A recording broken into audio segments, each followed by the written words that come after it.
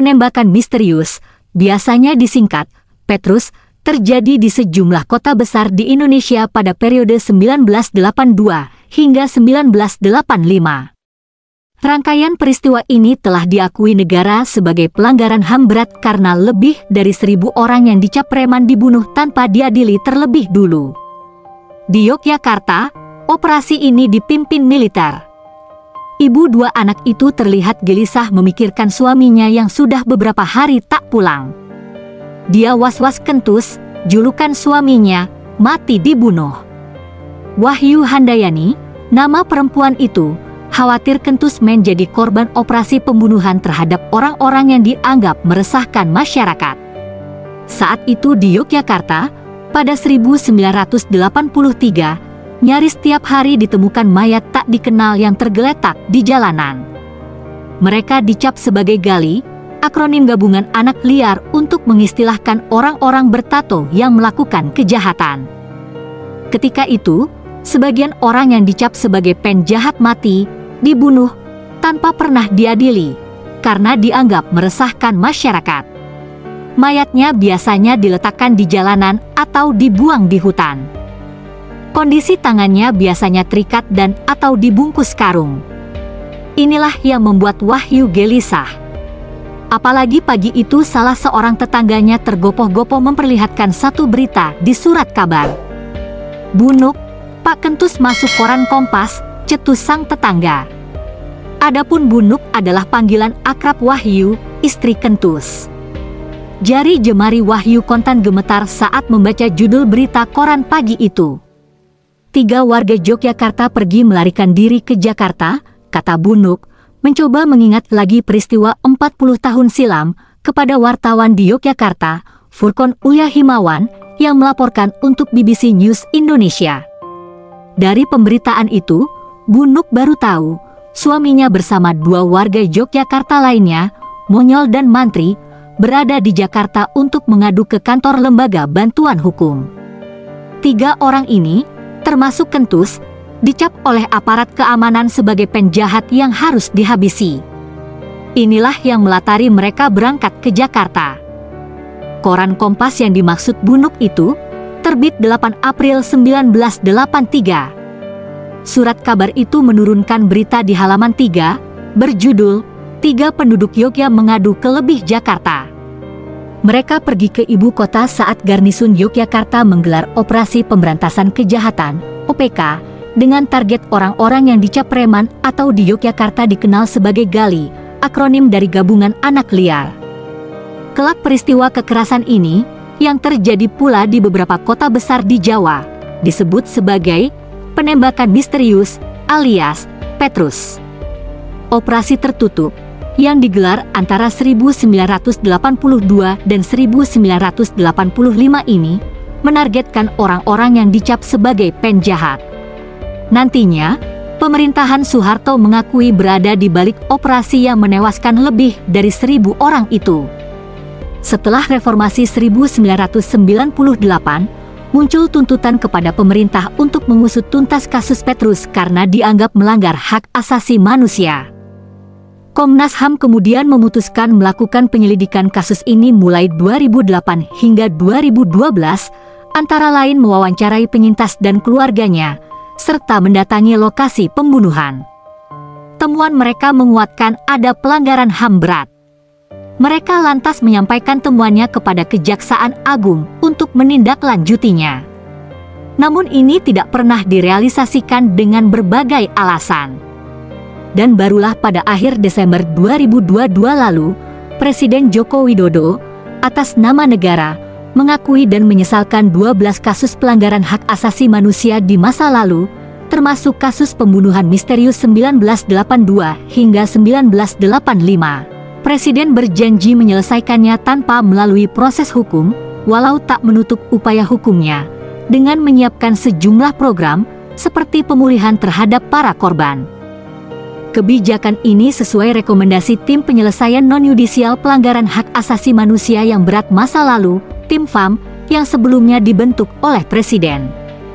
Kira-kira 3 bulan setelah Presiden Jokowi yang waktu itu masih menjabat, atas nama negara, mengakui kasus Petrus sebagai pelanggaran HAM berat, Bu Nuk agaknya lebih leluasa mengisahkan ulang nasib suaminya. Awalnya saya tidak tahu kalau Bapak ke Jakarta. Wong Bapak punya prinsip, pergi jangan sampai ada yang tahu kemana pergi, ungkap Bu Nuk, istri Kentus, yang kini berusia 65 tahun. Sejumlah media massa saat itu menyebutkan, Rusdi alias Monyol, Rus Amantri, dan Trimurjo alias Kentus, mengadukan nasibnya ke LBH Jakarta. Mereka mengaku merasa terancam akibat operasi pemberantasan gali yang dilancarkan Garnisun Daerah Istimewa Yogyakarta, DIY. Ketika itu, Monyol mengaku dulunya memang gemar berkelahi, tapi tidak pernah melakukan kejahatan. Dan saya belum pernah melakukan kejahatan, katanya kepada Direktur LBH Jakarta, Arsaleh, yang menerima kedatangan Monyol, Mantri, dan Kentus pada 1983. Baik Monyol, Mantri, dan Kentus menolak dianggap gali, istilah di Yogyakarta dan sekitarnya untuk menyebut preman, karena mengaku tidak pernah melakukan kejahatan. Mereka juga mengatakan punya pekerjaan. Monyol mengaku kerja sebagai petugas keamanan diskotek Kolombo dan tukang parkir di Jalan Solo. Adapun Kentus mengaku menjadi petugas keamanan di SMA Bhinneka Tunggal Ika dan tukang parkir di Pasar Kranggan. Sementara Amantri menjadi satpam di shopping center. Menyerahkan diri belum tentu selamat. Tidak menyerahkan diri dianggap melarikan diri dan sewaktu-waktu bisa tertembak, kata Monyol. Itulah sebabnya mereka meminta perlindungan ke LBH Jakarta. Mantri lalu mencontohkan, ada seseorang yang menyerahkan diri, tapi akhirnya juga ditembak, karena dituduh mau kabur ketika digelandang ke Kodim 734. Kan aneh kalau orang yang menyerahkan diri berubah menjadi melarikan diri dalam perjalanan, kata Mantri saat itu. Kepada wartawan ketika itu, aktivis LBH Jakarta, Arsaleh, yang menerima kedatangan Kentus dan kawan-kawan, mendukung operasi penertiban oleh Garnisun DIY, tapi dia meminta langkah itu harus tetap menghormati prinsip hukum dan menerapkan asas praduga tak bersalah. Komandan Garnisun, yang juga Komandan Kodim 0734 Yogyakarta, Letkol Sizai M. Hasbi, akhirnya memberikan jaminan kepada mereka dengan mengirimkan surat-surat keterangan nomor Kater 0104-1983 tertanggal 9 April 1983. Tapi, Hasbi menuntut 3 orang itu patuh dan tidak mempersulit petugas keamanan. Setelah mendapat jaminan, pada Selasa petang, 12 April 1983, mereka kembali ke Yogyakarta, naik kereta api, dengan didampingi Magdir Ismail dari LBH Jakarta. Mereka juga membuat surat pernyataan di atas kertas segel. Isinya, sepakat menyerahkan diri untuk diperiksa sesuai hukum, tidak akan melawan petugas, serta tidak kabur. Semoga ketiganya mendapat perlakuan yang baik, manusiawi, dan sesuai dengan alam Pancasila, harap saleh, seperti dilaporkan harian Kompas kala itu. Wajib ikut, apel, di Koramil dan dibuntuti Intel. Seperti kepergiannya, Bu Nuk pun saat itu tidak tahu suaminya sudah tiba di Yogyakarta, sebelum akhirnya dia membaca berita di koran. Mereka akhirnya bertemu di halaman SMA Bhinneka Tunggal Ika, tempat suaminya bekerja sebagai petugas keamanan. Bu Nuk mengajak 2 anaknya. Saat Bapak dari Jakarta ke sini, Yogyakarta, ramai di koran. Di sekolahan ada yang baca, dan anak saya lihat, ujar Bu Nuk, mengenang. Sekembalinya di Yogyakarta, Kentus, Monyol, dan Mantri tidak langsung pulang ke rumah masing-masing. Mereka menginap di rumah Direktur LBH Yogyakarta, Sumarni Basyarudin. Dalam pemberitaan surat kabar saat itu, LBH Jakarta menyerahkan 3 orang itu kepada LBH Yogyakarta guna mendampingi proses peradilan selama mereka di Yogyakarta dan diproses sesuai hukum yang berlaku. Mereka memberikan kuasa kepada LBH Yogya untuk minta perlindungan dan bantuan hukum, kata Sumarni saat itu. Selain Sumarni, aktivis LBH Yogyakarta yang ikut mendampingi mereka antara lain Artidjo Alkostar dari Spurba dan dibantu Nur Ismanto. Didampingi sejumlah aktivis LBH Yogyakarta, Kentus dan kawan-kawan akhirnya bertemu Komandan Kodim 0734 Letkol Sizai M. Hasbi pada Kamis 14 April 1983. Selama sepekan, Kentus ditahan di Kodim, lalu dipindahkan ke Poltabes. Saat itulah, seingat Bunuk, para pemilik toko di Jalan Malioboro dan Jalan Solo dikumpulkan dan ditanya apakah mereka pernah diperas dan dimintai uang keamanan oleh suaminya. Menurut Bunuk, mereka menjawab tidak pernah. Jika para pemilik toko itu mengaku pernah dimintai uang oleh Kentus dan kawan-kawan, demikian menurut Bunuk, suaminya, Monyol dan Mantri bakal ditembak mati. Kekhawatiran itu tak terbukti. Mereka akhirnya selamat dari operasi anti gali di Yogyakarta.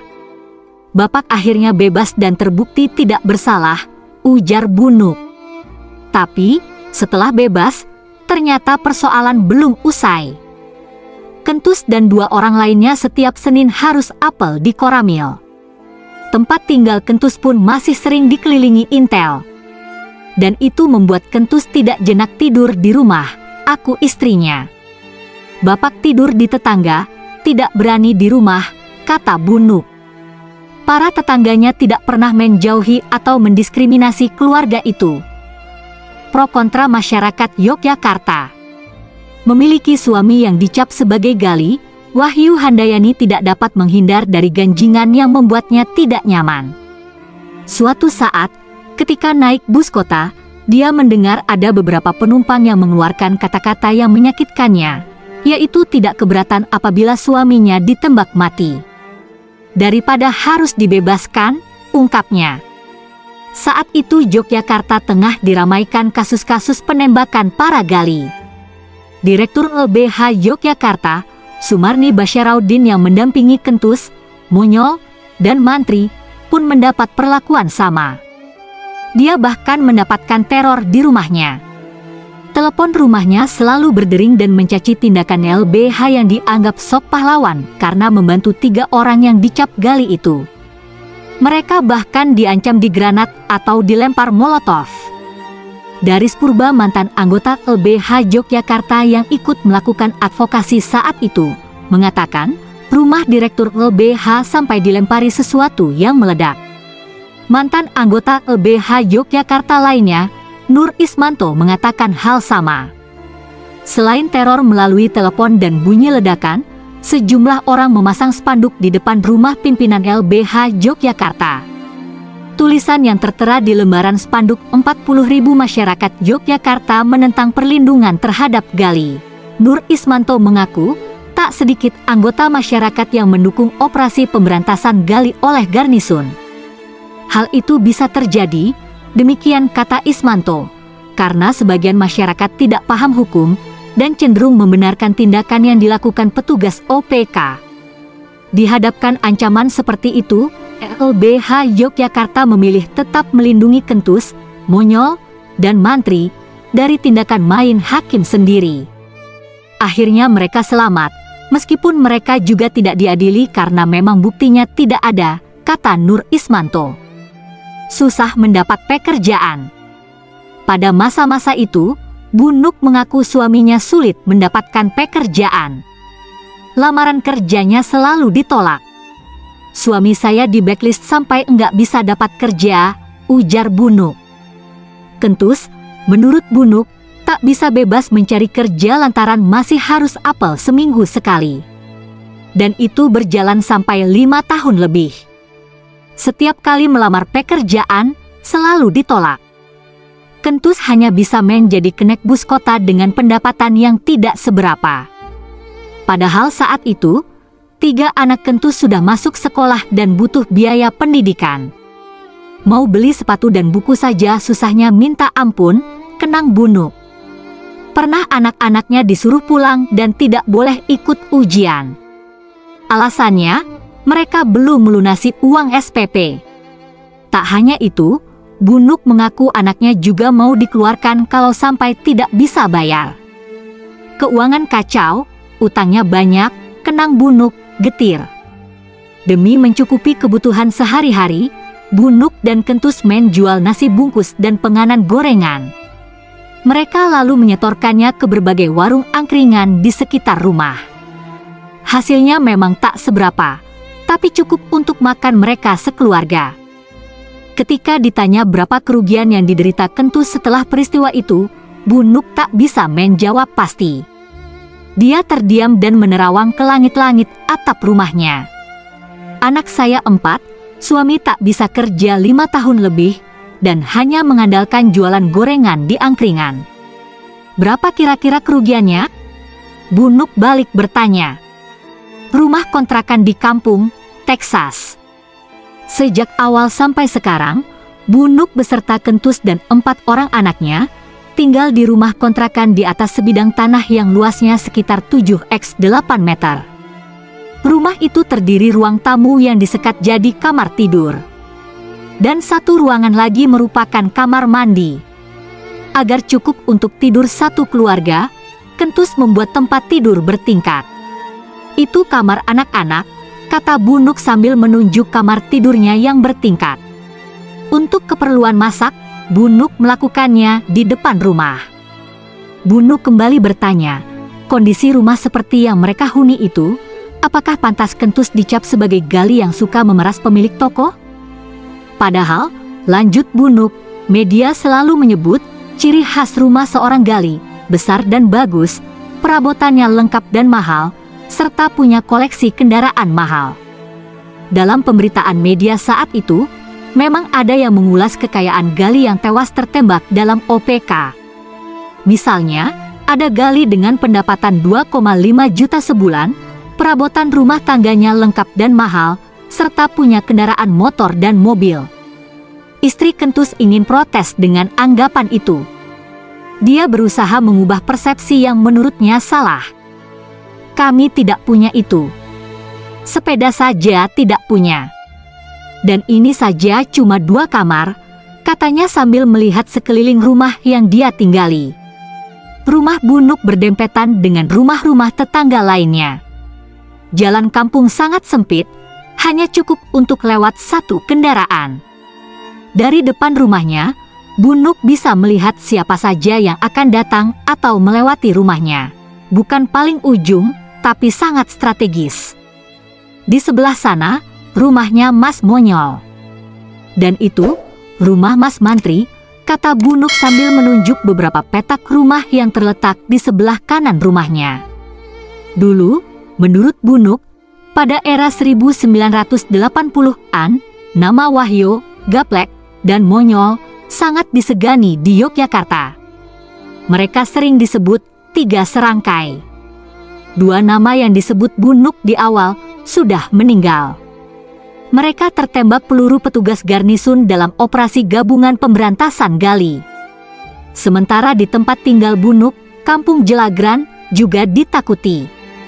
Di kampung ini, ada Monyol, Mantri, dan Kentus. Dulu Jelagran ditakuti karena ada Mas Monyol, Mas Mantri, dan Bapak. Enggak ada yang berani, kata Bunuk. Kadang, Wahyo dan Slamet Gaplek berkunjung ke rumahnya, menemui Kentus. Bunuk tak tahu pasti keperluan mereka apa. Tapi kadang pembicaraan mereka seputar partai politik atau menjadi satuan pengamanan parpol. Sini terkenalnya kampung Texas, Mas, Titi ikut menambahi.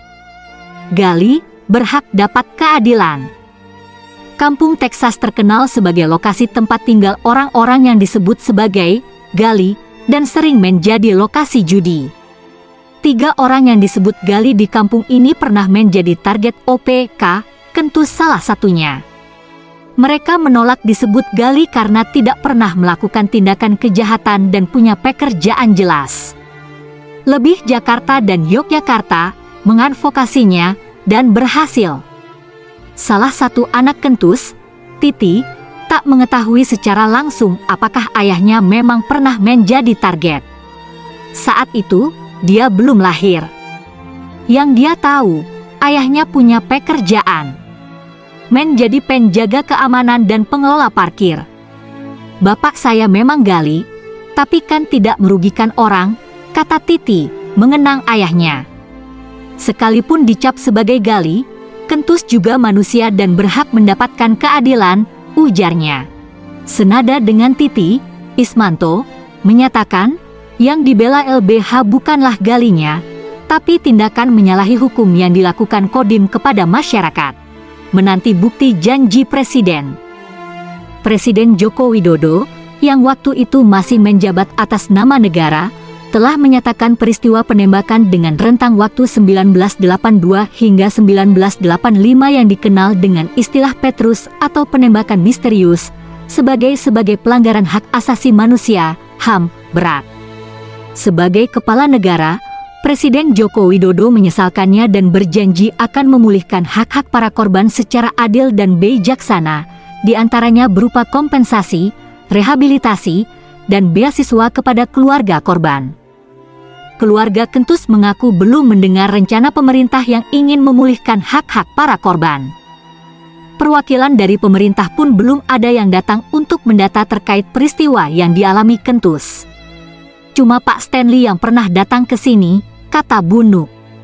Yang dimaksud Bunuk adalah mantan komisioner Komnas HAM yang menjadi ketua tim ad hoc penyelidik pelanggaran HAM dalam kasus penembakan misterius Petrus, Stanley Adi Prasetyo. Bunuk tak berharap banyak. Dia sudah kenyang dengan janji-janji, dan kini dia harapkan bukti pemerintah merealisasikannya. Baginya, tak perlu rehabilitasi nama baik, karena suaminya bukanlah gali. Tidak perlu rehabilitasi. Temannya sudah pada tahu sifatnya Bapak, kata Bunuk. Yang harus dilakukan pemerintah, lanjut Bunuk, adalah pengakuan bahwa mereka tidak bersalah dan berani mengungkap kasus Petrus ke publik.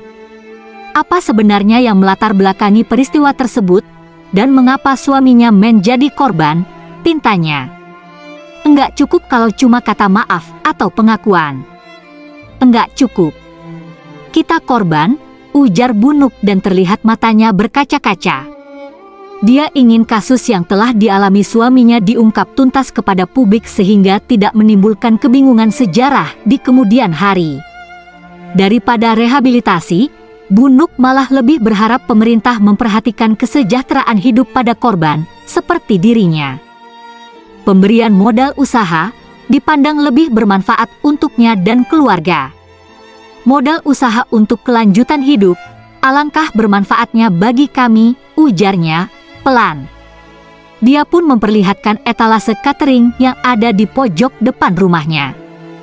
Katanya, dulu dia jualan catering, tapi berhenti semenjak pandemi karena kehabisan modal. Itu nanti bisa jualan catering lagi dan jual sembako, imbuhnya.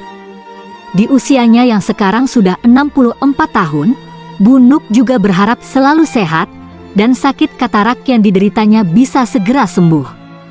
Saya sehari bisa jatuh 3 kali, kata Bunuk yang belum bisa operasi katarak karena tidak punya uang. Kalau mau bangun tidur panggil anak. Enggak bisa bangun sendiri. Itu susahnya, imbuh Bunuk sambil memegang tangan Titi, anak ragilnya yang hampir saban hari selalu menemani. Titi sendiri tak begitu mempersoalkan dan tak mau mengulik lagi kasus yang dialami ayahnya. Kalaupun pemerintah mau minta maaf, dia sudah memaafkan. Lagi pula, ayahnya sudah meninggal. Yang terpenting baginya, ibunya sehat dan bahagia. Tidak sedih lagi. Kami tidak berharap banyak, cukup perhatikan kesejahteraan para korban, kata Titi sambil memperlihatkan foto sosok ayahnya. Sampai awal April 2023, janji pemerintah untuk memulihkan korban dan keluarga pelanggaran HAM berat di masa lalu, termasuk kasus pembunuhan misterius 1982 hingga 1985, belum menemukan bentuk konkretnya.